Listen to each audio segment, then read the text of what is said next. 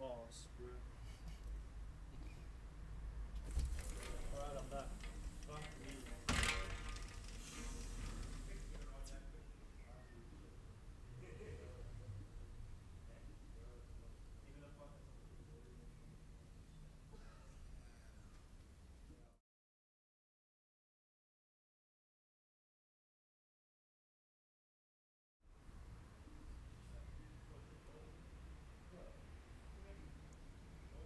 Okay.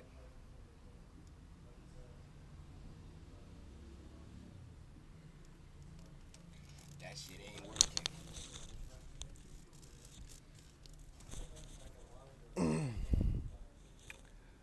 Yo, what's good, everybody? Welcome to the Unseen Engine, which is where we are going to be essentially mastering the content engine or content distribution in the attention economy.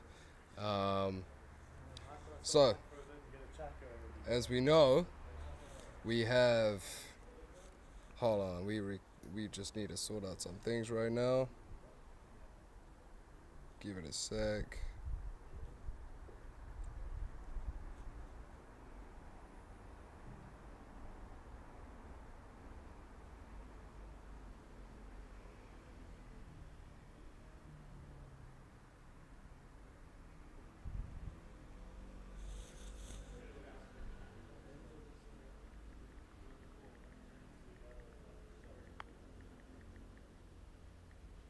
All right, so yes, welcome everybody to the Unseen Engine, which is where we're going to be mastering content distribution in the attention economy.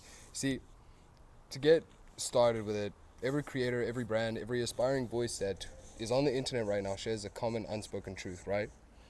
That they believe that their content is good enough to succeed. They pour hours into crafting those narratives and perfecting those visuals and refining those messages only to be met with the digital equivalent of silence, right? So, what is this harsh reality? Gab, your content isn't failing because it's bad, right? It's only failing because you're playing the entirely wrong game, right? So, you focus on content creation while the real game is won in distribution, right?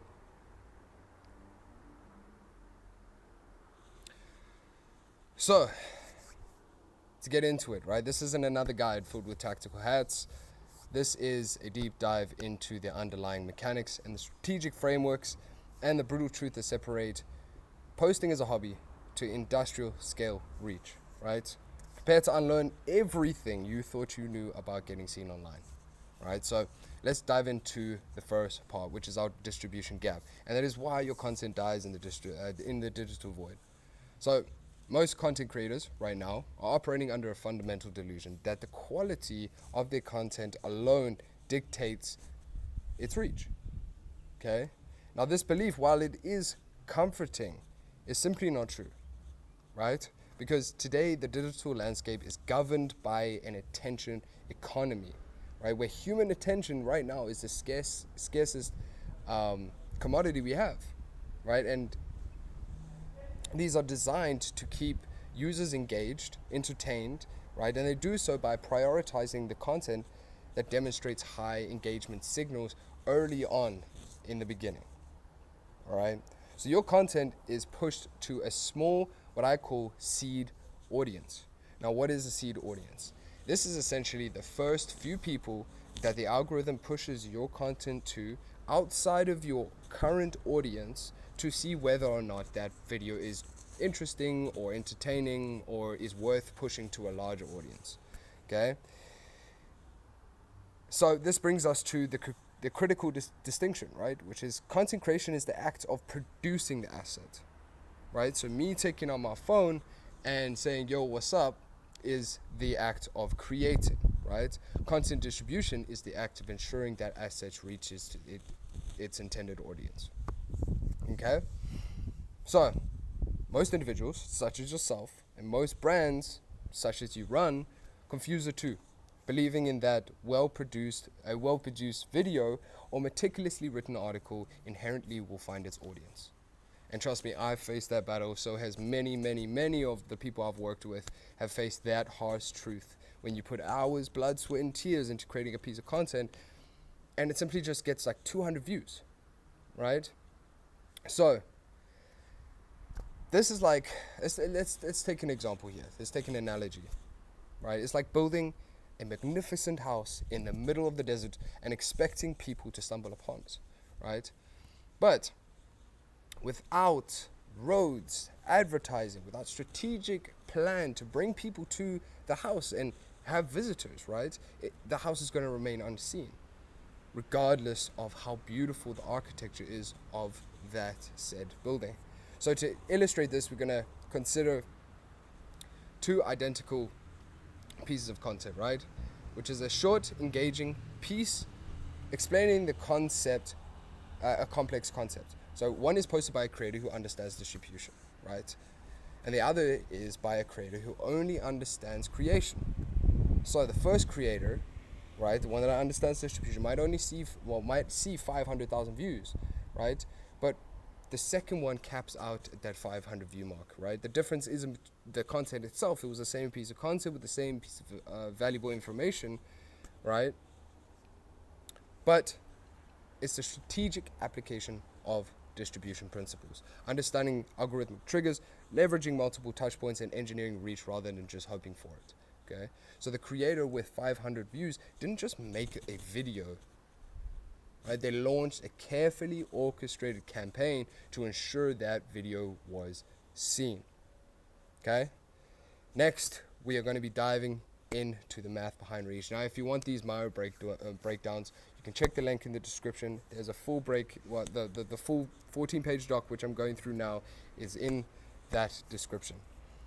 So, the math behind reach, which are three things we need to focus on: volume, frequency, and omnipresence. I need you to remember that word, specifically omnipresence. Okay? So, there is obviously a romantic kind of idea that a viral piece of content will transform a brand, right? The problem is that this is a dangerous fantasy, right? Now, while virality can still happen, right, which has happened for many, many, many people in many cases, it is unpredictable and it is an anomaly. It doesn't happen often, okay? So, like I said, it's not a sustainable strategy. So true scalable reach is a function of relentless strategic volume and frequency compounded across diverse platforms. This is the math behind omnipresence. All right. So in the attention economy, in the current attention economy, where users spend pretty much half of their day scrolling through endless feeds of content, posting once a day, is statistically speaking insignificant. Right? It is a single drop in the ocean or a needle in the haystack. Right? So this phenomenon is best described as algorithmic saturation. So every platform has a finite capacity to distribute content, right? And the sheer volume of daily uploads means that individual pieces of content are competing against millions and millions of other users, right? So your single post is immediately drowned out in the ocean of other posts, right? So this leads to a counterintuitive but critical insight. 10 accounts, so you have 10 different accounts for the same brand, posting 5 times each will almost always outperform one account posting 50 times a day, right? I'm going to dive into the reasons why just in a sec. So this isn't about gamifying the system of, content creation and all that jazz, right? This is about understanding the system's inherent mechanics. So number one will be our IP diversity, which isn't talked about enough, right? Platforms are quite literally designed to prevent a single entity from monopolizing attention. They are designed to do that, okay? They often limit the reach of a single IP address or an account to mitigate spam, promote diverse content ecosystem, right? Now, you can say that is actually a good thing, right? Hence why our feeds are not filled with spam, right? But spreading your content across multiple distinct accounts bypasses this inherent cap, okay? So the next is we have our audience overlap and seed audiences, right? Each account that we build, even if managed by the same entity, will naturally cultivate a slightly different seed audience, Okay? So, distributing content across multiple accounts increases the probability of hitting that viral pocket. Okay? So we can take this for another analogy. It's like both buying multiple lottery tickets. Okay? If we buy one, what are our chances? Okay? But if we buy 10 to 50 lottery tickets, and the numbers in that sequence of numbers is slightly different but very similar in terms of the sequence, in terms of what numbers are there, right? Your chances of increasing your odds for a win is a lot higher, right?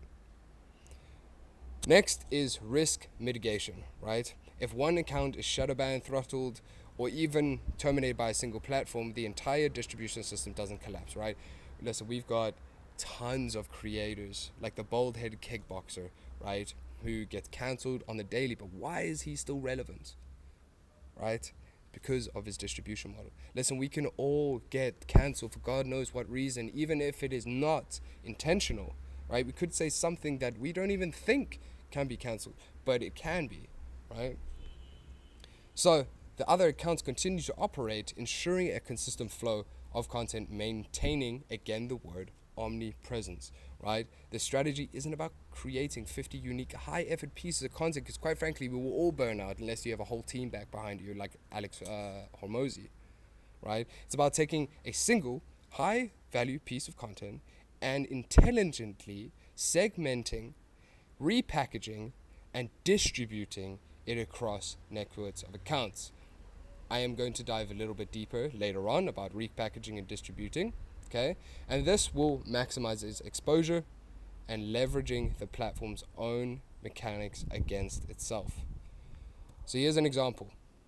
Let me just check something.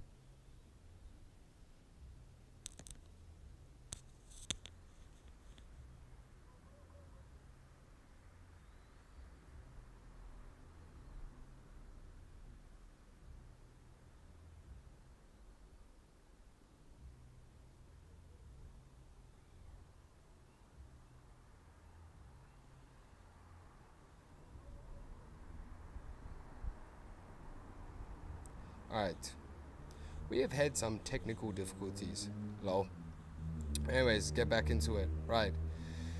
So, if the people that are still here, we went over through distribution gap, the math, and now we are going down to our infrastructure model. Now listen, despite the technical difficulties, like I said before, it is link in bio for this full 14-page PDF, alright, where you are able to access this information.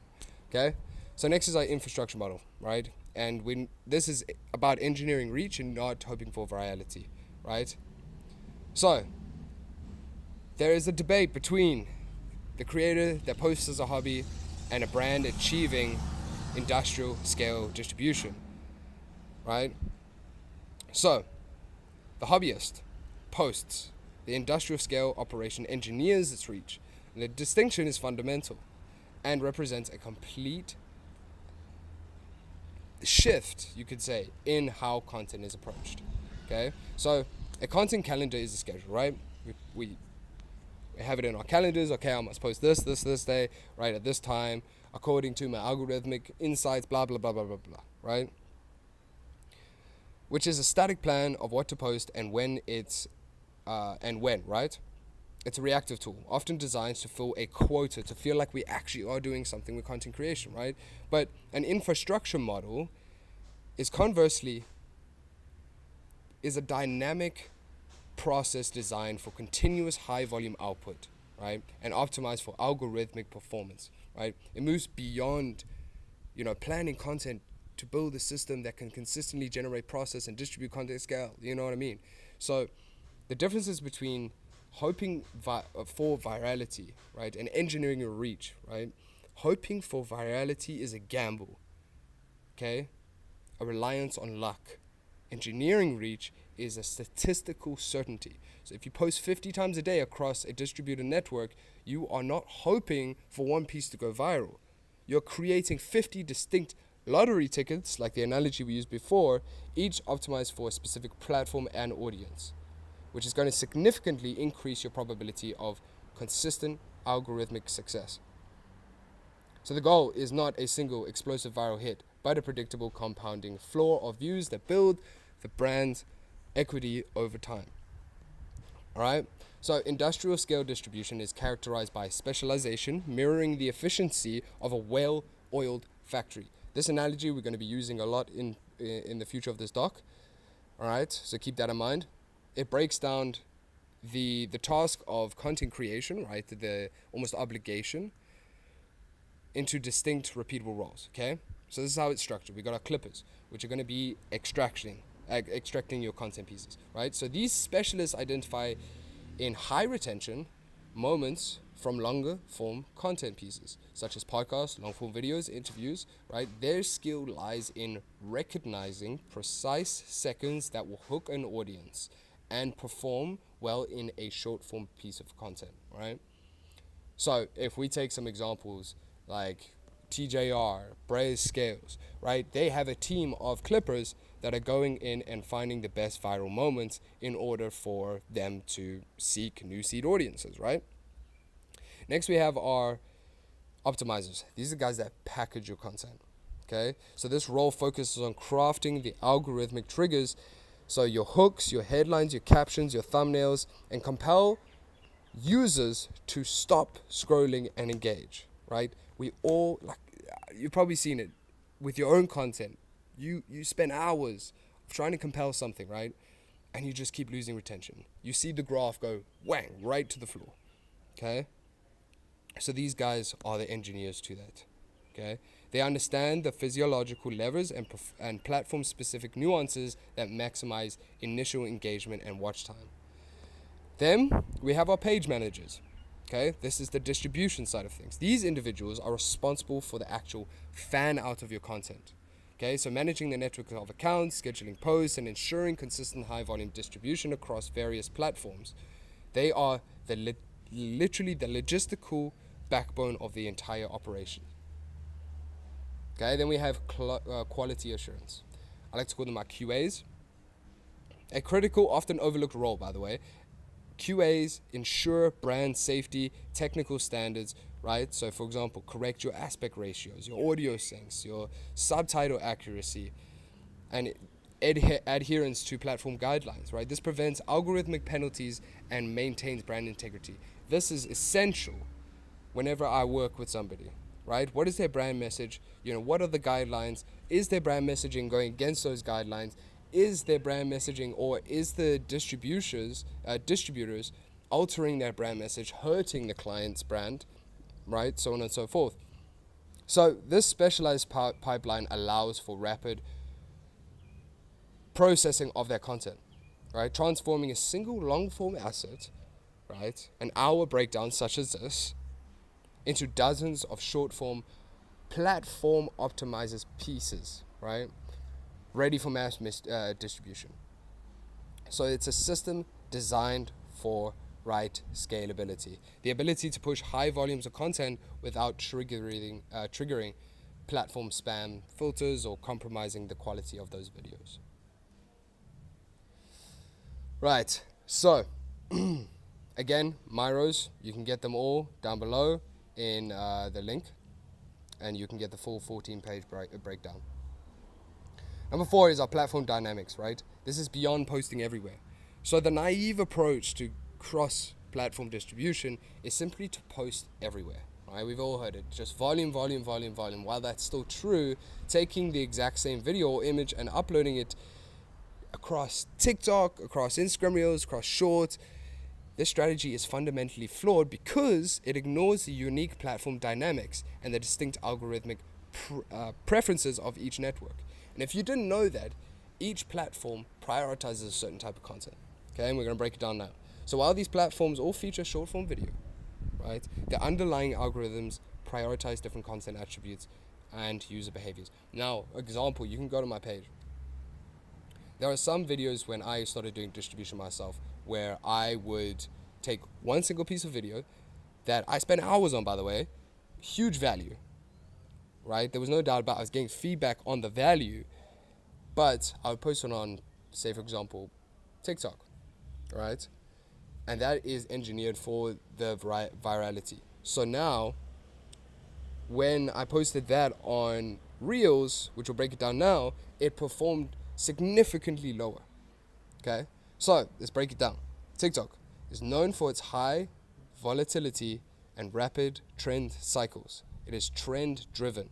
Okay, so TikTok's algorithm heavily rewards raw and authentic content. It prioritizes the watch time and completion rate, pushing content that immediately hooks users and holds their attention right through to the end. So the For You page is a powerful discovery engine that often favors novelty and engagement over established follower accounts. So it doesn't really give a shit about the actual brand itself. It gives a shit about whether or not that video, one, captures them, fills that watch time, and whether or not it was completed. Okay? Now, for example, Instagram, while increasingly incorporating longer formats, so you can go do up to 3 minutes, Reels still thrive on visually appealing, aesthetically pleasing content. Right? Its algorithm often prioritizes the word shareability, sharing with people, and content that fosters direct interaction within the Instagram ecosystem, such as your saves, your shares, your stories, your comments. The visual appeal and production quality often play a more significant role here on Instagram Reels than TikTok. So here's a little trick I'll give away for free. TikTok itself.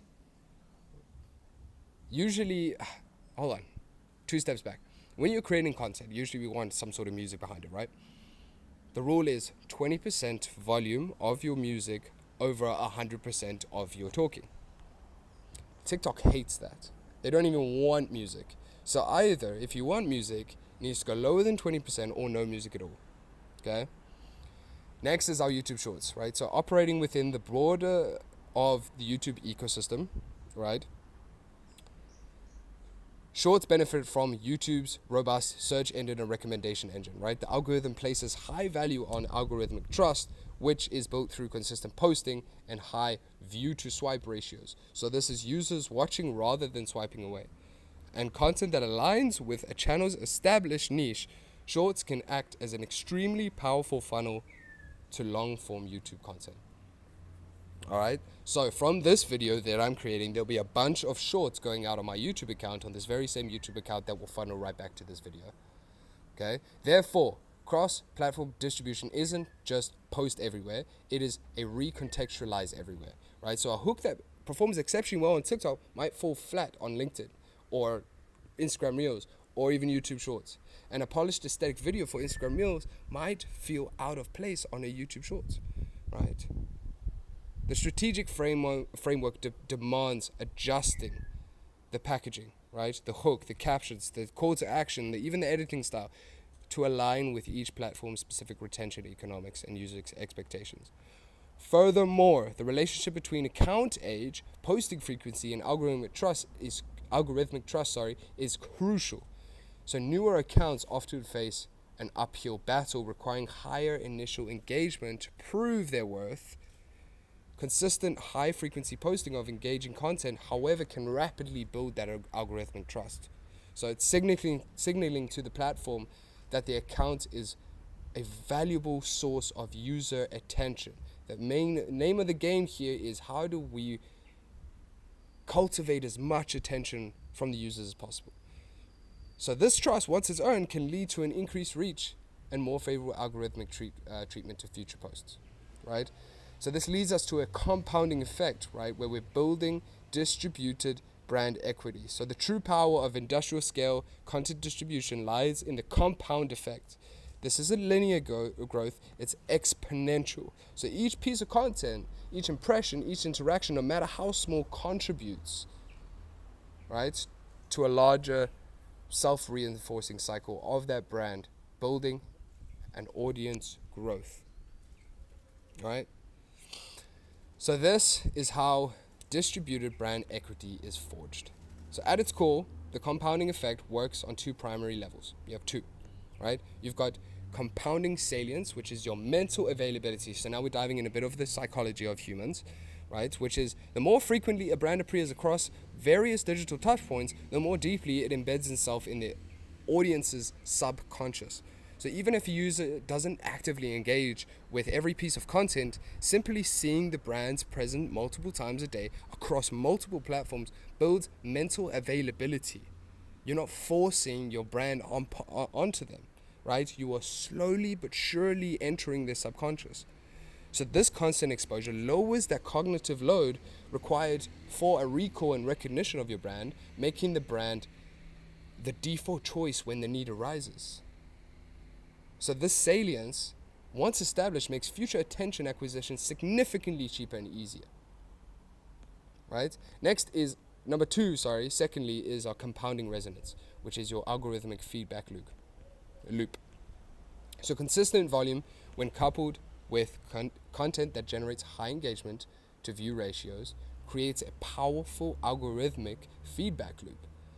So platforms reward content that keeps users on their app longer. So when you distribute your content, it constantly achieves this. The algorithm begins to trust your accounts more, leading to increased seed audience, right? We spoke about it in the beginning. And that means that your seed audience now from 100 people is now 1,000 people or 2 or 5 or 10,000 people, right? And then increases more favorable distribution. So this algorithmic trust in turn amplifies reach, which then generates more engagement, further reinforcing the algorithmic feedback loop. This creates something I like to call a growth flywheel, where each successful distribution effort fuels the next. So this strategy builds distributor brand equity not just within a single account, but across an entire network of touchpoints. So the brand's presence becomes, ubiquitous, creating a halo effect where the collective impact of multiple sub-accounts strengthens the master brand. So this omnipresence ensures that even without a single viral hit, the consistent high volume exposure creates deep brand recall and a sense of familiarity that also translates into a tangible business over time. Right? So, what are the common misconceptions debunking the content guru dogma? Okay? So the content landscape is rife with well-meaning but ultimately misleading advice, often perpetuated by gurus who misunderstand the fundamental mechanics of modern distribution. Right? It's time to dismantle these persuasive myths. Myth number 1, quality over quantity. This is perhaps the most dumb. I wrote a big word there, but honestly, I found a better one. Dumb and damaging false binary in content creation. So in the context of distribution, quality is not an abstract of artistic ideal. It is defined by the algorithm. A quality piece of content is the one that achieves high watch time, a high completion rates, and strong engagement within its initial seed audience. Quantity, therefore, is not an enemy of quality. It is the vehicle for discovering what the algorithm perceives as quality. I know, a bit of a brain fuck. But by producing a high volume piece of content, you increase the chances of hitting algorithmic triggers, identifying winning formats, and iterating rapidly based on real-time performance data. The goal isn't to sacrifice your quality for quantity, but to achieve high quality quantity. A system that can produce large volume of algorithmically optimized content. Second myth, the algorithm hates me, right? This is a common symptom of misunderstanding the algorithm, okay? So the algorithm does not hate anyone. It is an indifferent data-driven machine. It is an actual machine that's driven by data, okay? So when your content isn't performing, it's not personal. It's a signal that your content is not aligning within the algorithm's objectives, right? Which is user retention and engagement. So this could be due to either weak hooks, poor pacing, misaligned content to audience fit, or simply insufficient volume to provide the algorithm with enough data to simply to find your audience. So instead of blaming the algorithm, analyze the data it gives you, right? Iterate on your own content and increase your distribution volume to get more data, right? To find more opportunities, to learn from it and find its fit. Myth number 3, I need to go viral, right? Chasing virality is the wrong goal, all right? It is a fleeting, unpredictable outcome that distracts from the sustainable long-term objective, which is what we want to do, right? There's a reason why so many big-time influencers say that personal branding is the most valuable asset you can have, right? So the long objective is systemic reach. Systemic reach is the establishment of a predictable compounding flow of views and impressions that consistently builds brand equity. So while a viral hit can produce a temporary boost, it rarely translates into lasting success without a robust distribution infrastructure to capitalize on the momentary attention.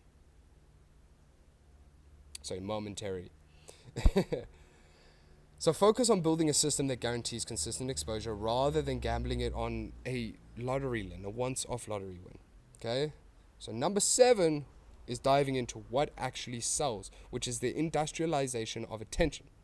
So to achieve the kind of omnipresence, again the word omnipresence, that defines successful brands in the attention economy is a fundamental shift of manual, artisanal content practiced to an industrialized, system-driven approach is required. Right? Sorry for the back and forward. Checking if the live is working properly. First time. Right? So this is where the concept of scaling truly comes into play. Right? Not Brayscale scaling. I mean, props to him, but this is a different type of scaling, right? So manual posting does not scale. Let's be honest. Unless it's your full-time job, no.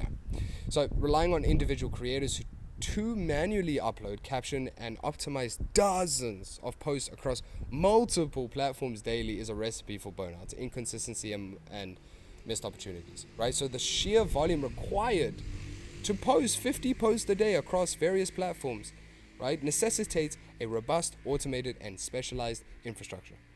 This isn't about replacing human creativity, all right? We're not getting rid of that, but about augmenting it with efficient processes and technology.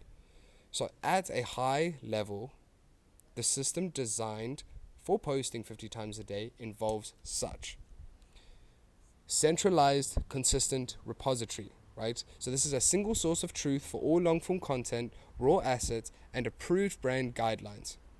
This ensures consistency and easy access for all specialized roles. Okay? Then we've got automated extraction and segmentation.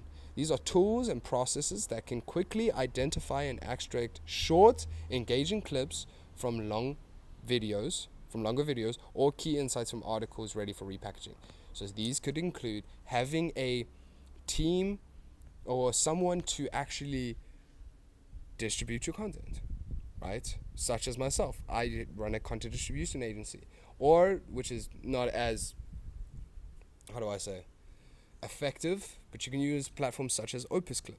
The reason why I like human intervention is just because now the Opus Clip is designed to statistically find the best moments, where human intervention has the emotional aspect to it, where we can emotionally clip things, right?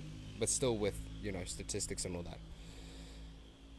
Then we have dynamic packaging and optimization. These are systems that allow for rapid iteration and customization of hooks, captions, and thumbnails based on platform-specific best practices and real-time performance data. This often involves templated approaches and AI-assisted content generation for various, such as Opus Clip, blah, blah, blah, right?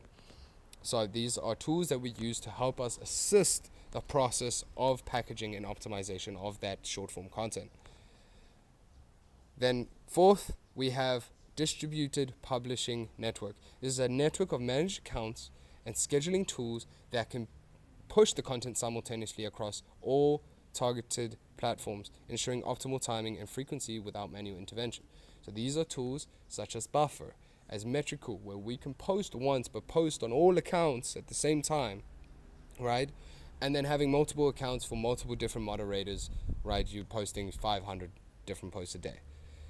Okay, and then lastly is our real-time analytics and feedback loop. This is a robust analytics dashboard that provides immediate feedback on content performance, allowing optimizers to quickly identify winning strategies and adjust the pipeline accordingly. This is probably the most important part of the entire system. If we do not have any feedback or any analytics or any data to improve and optimize our content, what is the point? Right? So having that kind of analytics dashboard, I'm not talking just Instagram and all that, but a proper CRM for your data analytics will, trust me, send you so much further into the algorithm in terms of benefiting you than just having a squiz, you know? So the infrastructure model is powered by a specialization. Just as the modern factory, as I made an example earlier, has distinct roles for design, production, quality control, industrial scale, content distribution requires a team of dedicated specialists. You have your clippers. As mentioned, these are content miners extracting gold from raw footage. We have our page managers, which is the orchestrators of distribution network, ensuring content flows smoothly to all designated touchpoints. Then we have our QA specialists. These are the guardians of brand integrity and technical excellence, preventing errors and maintaining platform compliance. And then we have our optimization specialists. These are your data scientists of distribution, constantly analyzing performance metrics, A/B split testing hooks, and refining your strategies to maximize algorithmic reach. I'm eating my words today, right? But by embracing this infrastructure model, brands move beyond the limitations of individual effort and unlock the true power and potential of content distribution. They stop playing the lottery ticket of virality and start building a predictable compounding engine of attention and brand equity. All right? So, there you have it. The unseen engine, right, of mastering content distribution in the attention economy. Now listen to me carefully. Like I said earlier, we have this 14-page doc, right, in the link below. You can head over there, download the doc, and use it for yourself, or you can read over this, understand its value, and understand that this requires dedication and time out of your day, every single day. And if that's something you do not have, time, and you want your omnipresence, you want that omnipresence across all social platforms, like the bald-headed kickboxer, like myself, like my clients, like Brez, like TJR, there's a booking link down below where you can quick 15-minute chat, no pressure. It's just to see if we can work together, if this is something that can work for you and your brand and what you sell, right? And let's scale the fuck out of your brand, right? So again, thank you for watching, for tuning in the live, to whoever was here. This will be posted as a long form video. If you're watching this from the long form video, please like, comment, and subscribe. The usual. Let me know if this is something that you guys enjoyed. And let me know what I must do next. All right.